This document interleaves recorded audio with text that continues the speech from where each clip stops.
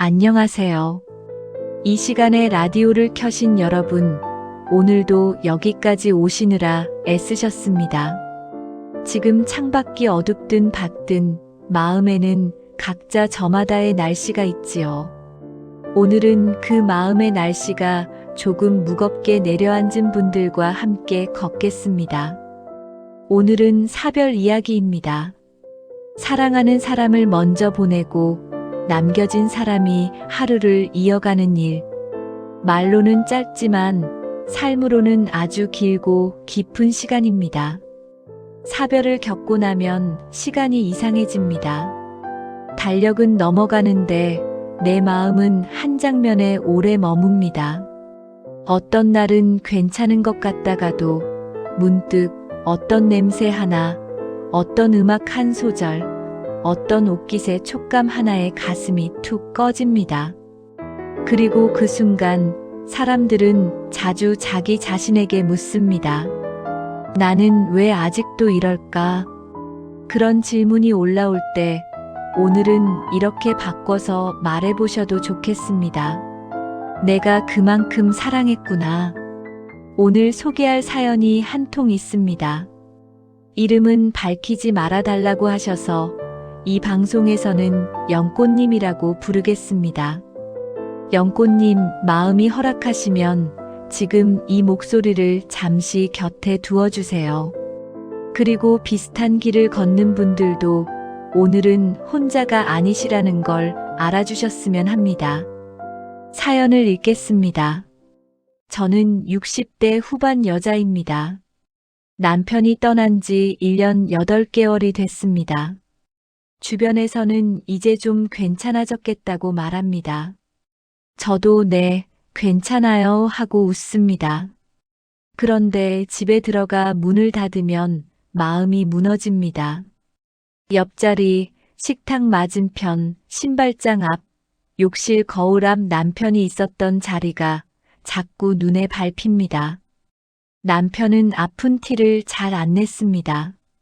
저는 그걸 강한 사람이라고 믿었습니다. 그런데 마지막 몇 달은 너무 빠르게 나빠졌습니다. 병원에서 돌아오는 길에 남편이 집에 가자고 했는데 저는 조금만 참자고 했습니다. 그때 남편 얼굴이 아직도 눈에 박혀 있습니다. 제가 너무 미안합니다. 남편 물건은 거의 그대로입니다. 셔츠, 안경, 구두. 정리하려고 꺼냈다가 그대로 주저앉아 울었습니다. 어떤 날은 제가 괜찮은 척하는 게 너무 싫어서 일부러 더 울기도 합니다. 이렇게라도 해야 남편을 놓치지 않을 것 같아서요. 밤이 제일 힘듭니다. 옆자리가 너무 넓습니다.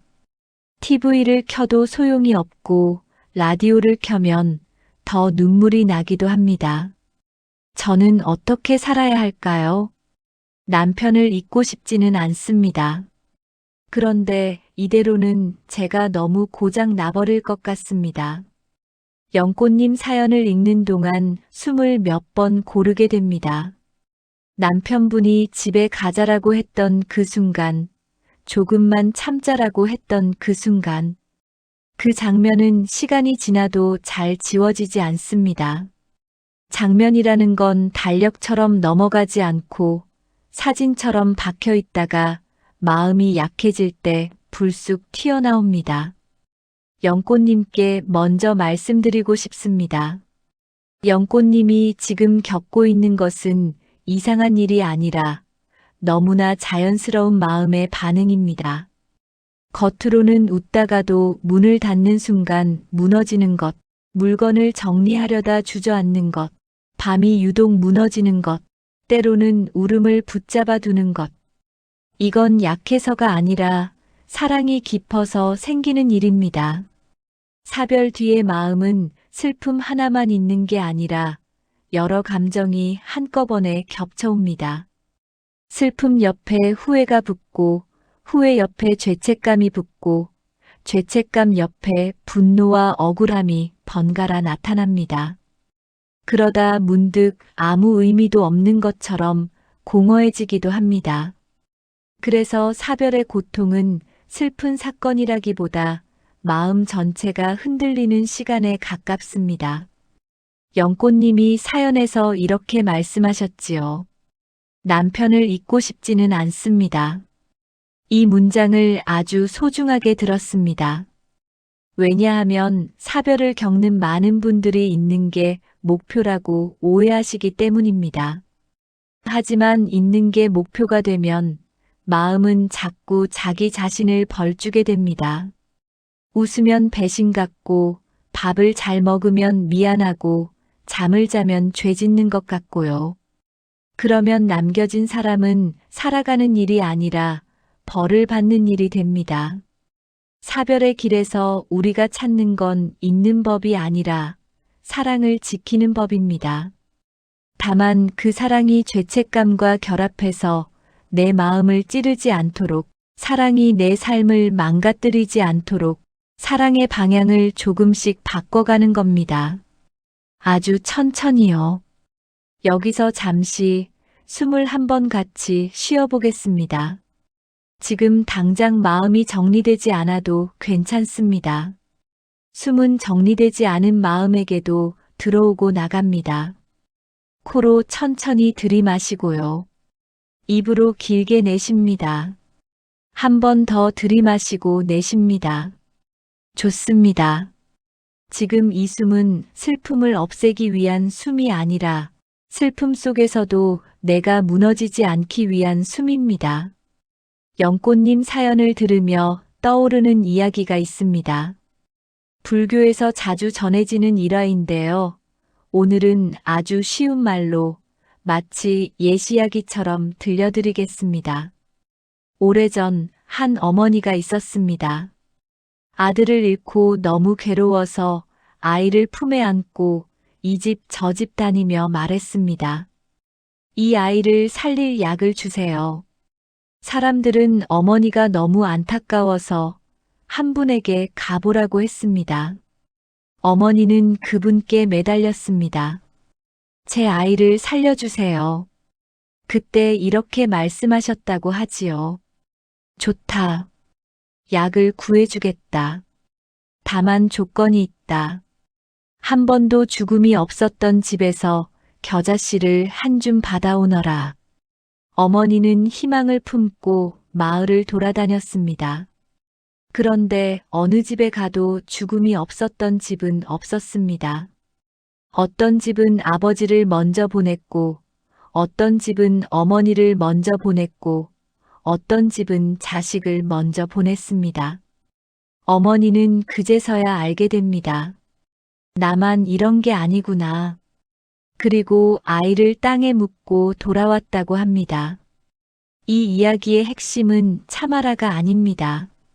너만의 지옥에 갇혀 있지 않게 해주겠다에 가깝습니다. 슬픔이 깊어질 때 사람은 고립됩니다. 나만 이렇게 불행하다는 생각은 슬픔에 기름을 붓습니다. 그런데 인간이라면 누구나 겪는 큰 파도라는 사실을 알게 되면 슬픔이 당장 사라지진 않아도 숨통이 조금 트입니다. 누군가 내 옆에서 나도 그 길을 걸었어 하고 조용히 말해주는 것만으로도 마음의 방에 환기가 됩니다. 영꽃님은 지금 그 환기가 필요한 때처럼 느껴집니다. 특히 밤이 힘들다고 하셨지요. 밤은 소리가 줄어들수록 부재의 소리가 커지는 시간입니다. 낮에는 해야 할 일이 있고 빛이 있고 사람의 말이 있습니다. 그런데 밤은 조용합니다.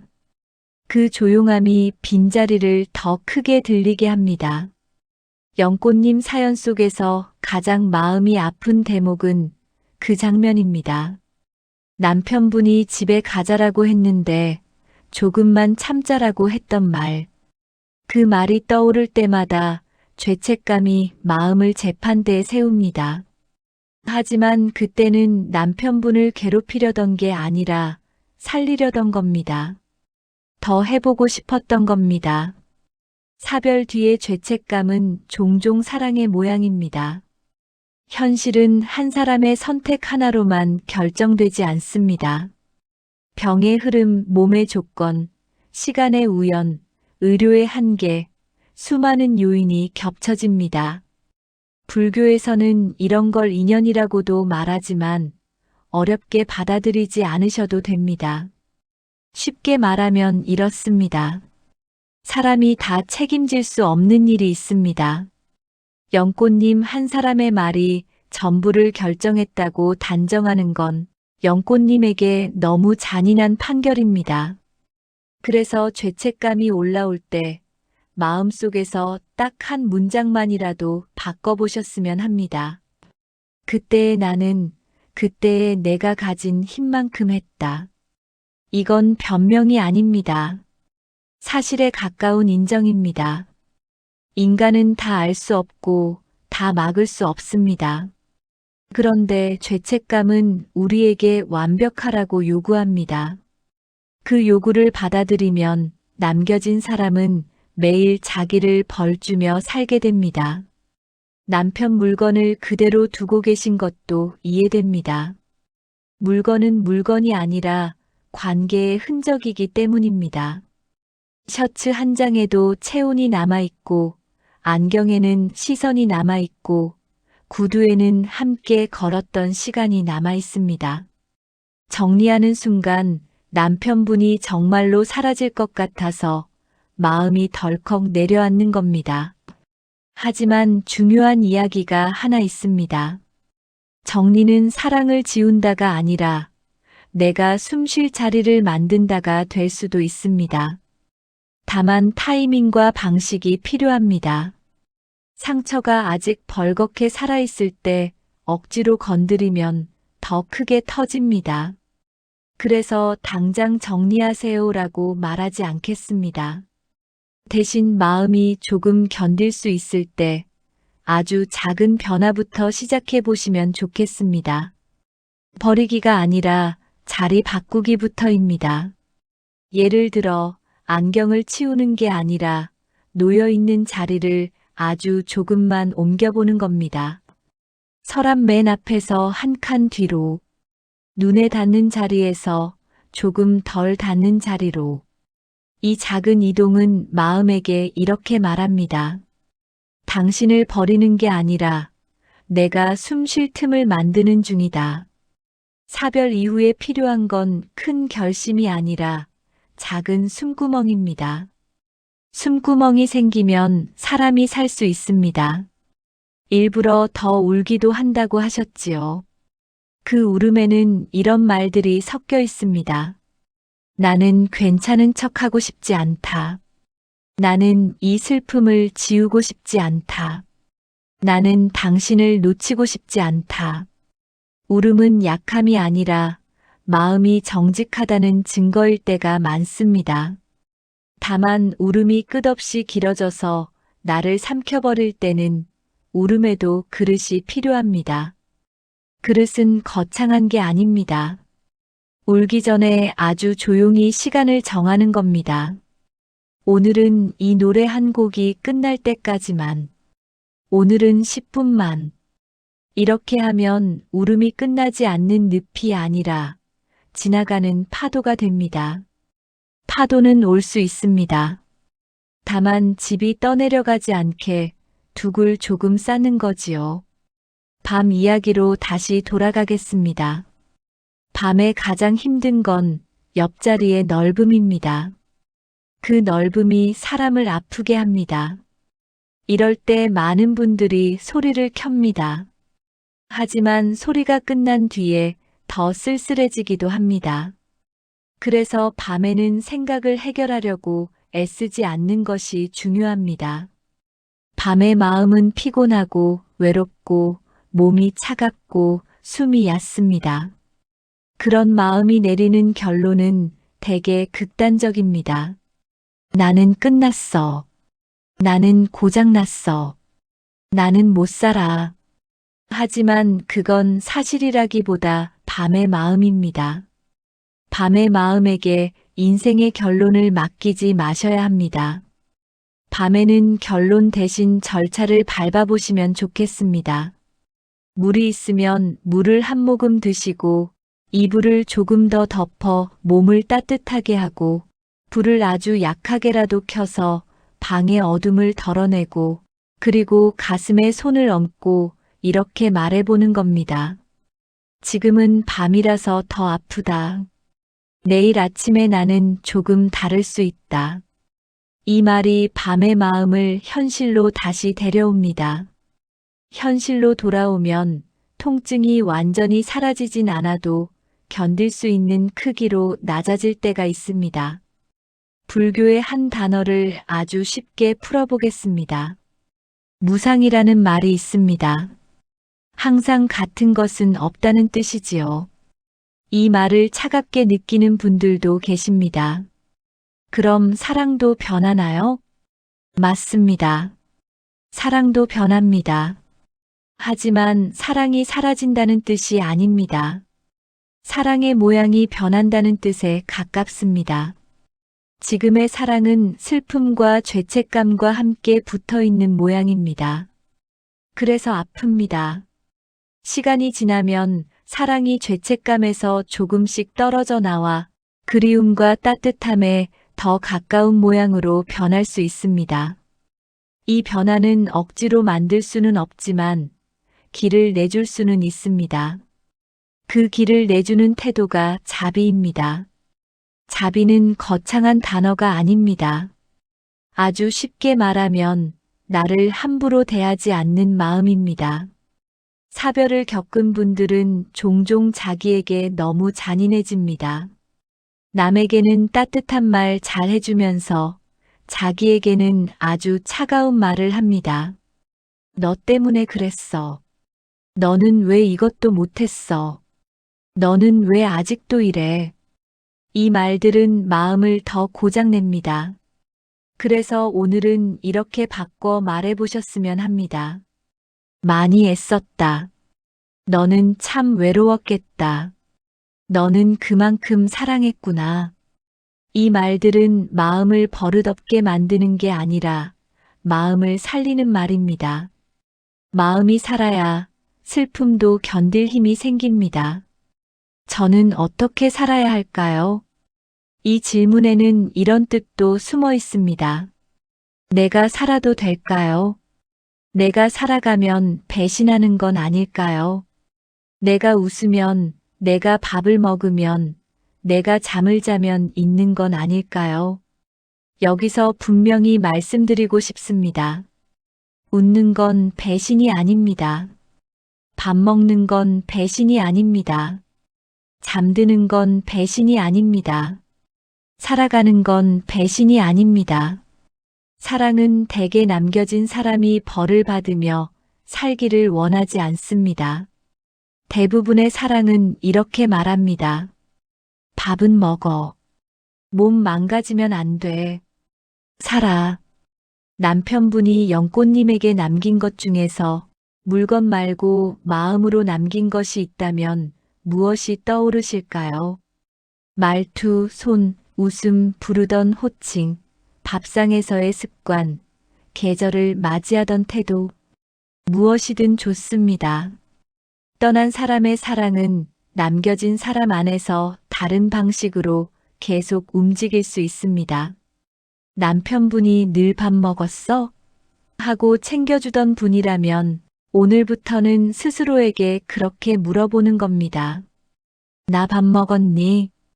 남편분이 늘 외투를 챙겨주던 분이라면 외출할 때 목도리를 두르며 마음속으로 이렇게 말해보는 겁니다.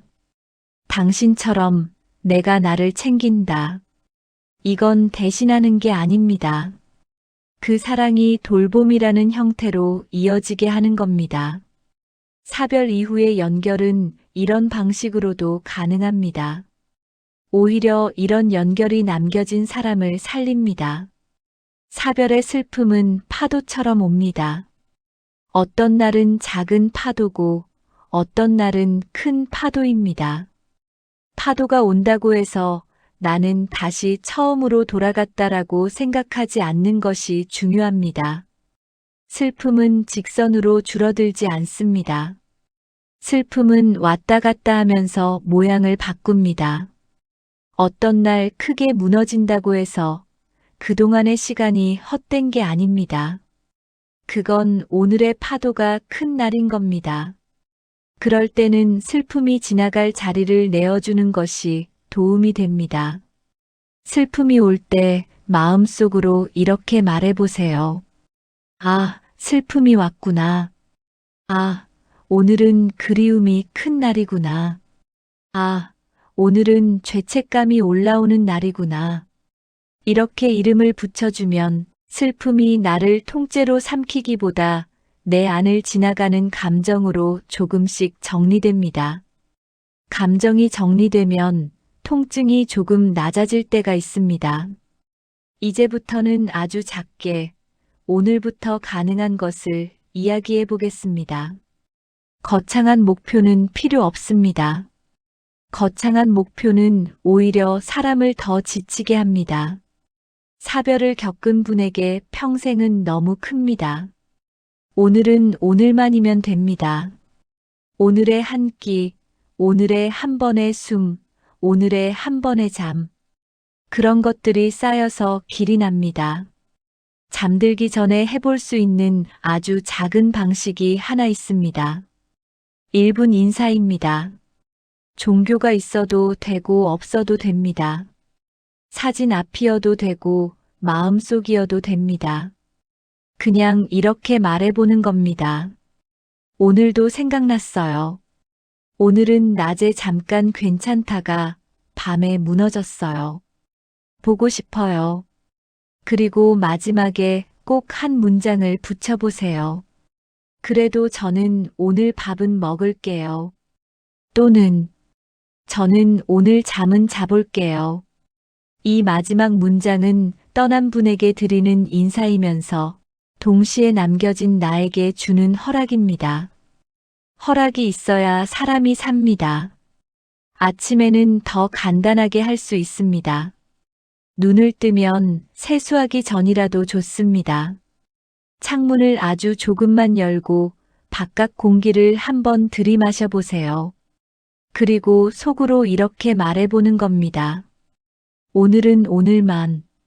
그리고 몸을 살리는 일을 아주 우선으로 두셨으면 합니다. 마음은 몸과 같이 움직입니다. 몸이 너무 지치면 마음은 더 쉽게 무너집니다. 뜨거운 감정이 올라올수록 몸은 차가워져 있는 경우가 많습니다. 발이 차고 손이 차고 어깨가 굽고 숨이 얕아지지요. 그래서 슬픔이 몰려올 때는 생각으로 싸우기보다 몸을 먼저 따뜻하게 해보세요. 따뜻한 물 한 컵, 따뜻한 이불, 발을 데우는 것. 이런 것들이 마음의 통증을 아주 조금 낮춥니다. 아주 조금이라도 낮아지면 사람은 견딜 수 있습니다. 또 한 가지, 사별 뒤에 흔히 생기는 감정이 공허입니다. 이제 뭐가 의미가 있지 같은 느낌요. 이때는 의미를 거창하게 찾으려고 하면 더 무너집니다. 의미는 큰 목표에서만 나오는 게 아닙니다. 의미는 오늘 내가 나를 살렸다는 사실에서도 나옵니다. 밥을 먹은 것, 씻은 것, 햇볕을 잠깐 받은 것, 누군가에게 안부를 전한 것. 아주 작은 행동들이 나는 아직 삶과 연결되어 있다는 감각을 다시 심어줍니다. 이대로는 제가 너무 고장 나버릴 것 같습니다. 이 말은 정말 중요한 신호입니다. 사별의 슬픔은 충분히 사람을 고장나게 만들 수 있습니다. 그래서 한 가지는 꼭 말씀드리고 싶습니다. 혼자 견디는 것이 미덕이 아닙니다. 도움을 받는 것은 약함이 아니라 지혜입니다.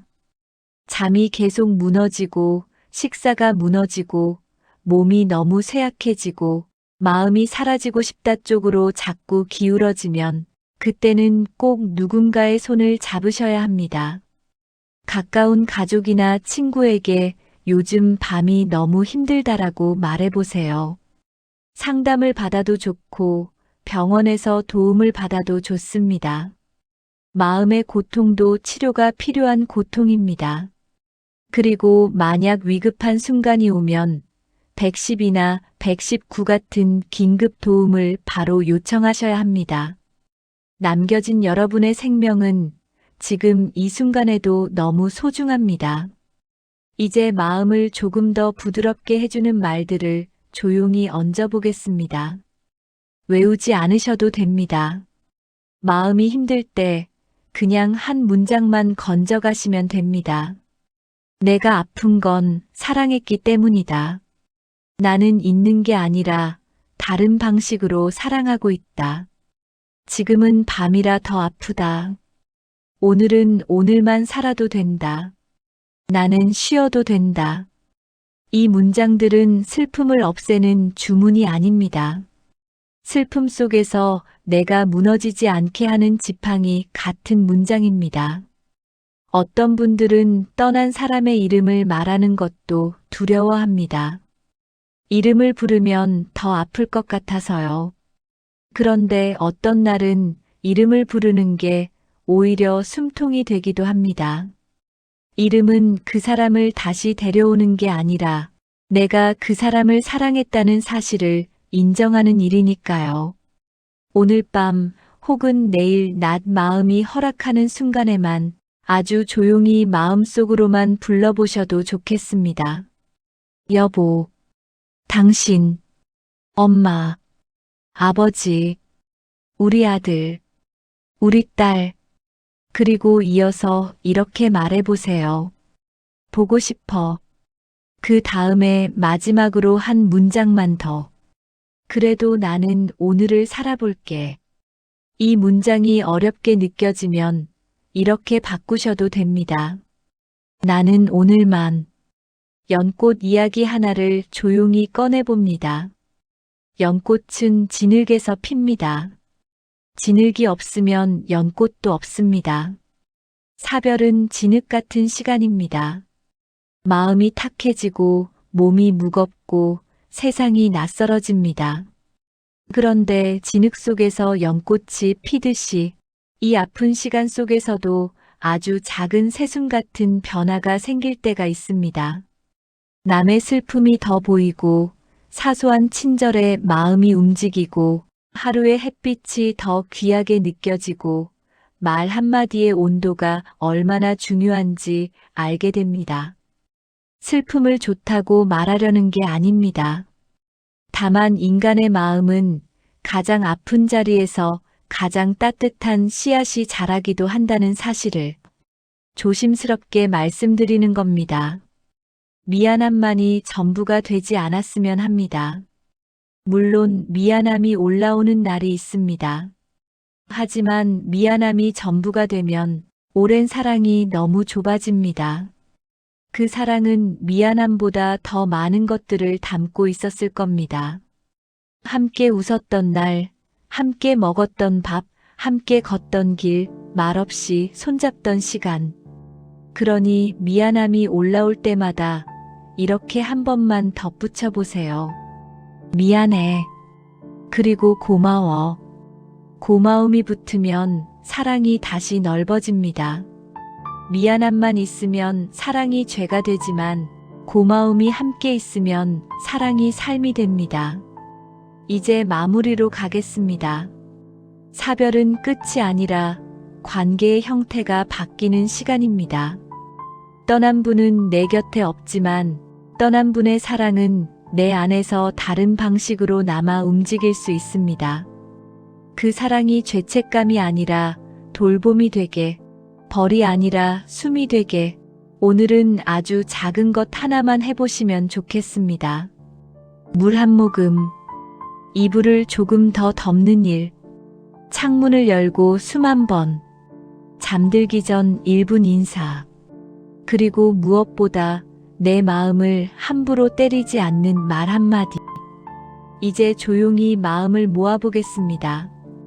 종교가 다르셔도 괜찮습니다. 이건 기도가 아니라 따뜻한 마음을 전하는 문장입니다. 떠난 분께 마음속으로 이렇게 말해보세요.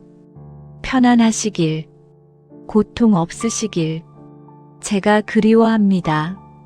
그리고 저는 오늘만 살아볼게요. 그리고 나 자신에게도 한마디만요. 오늘은 여기까지면 충분하다. 오늘도 이 시간까지 견뎌오신 여러분, 정말 수고 많으셨습니다. 이 목소리가 꺼져도 여러분의 밤이 완전히 혼자가 되지 않기를 바랍니다. 고맙습니다.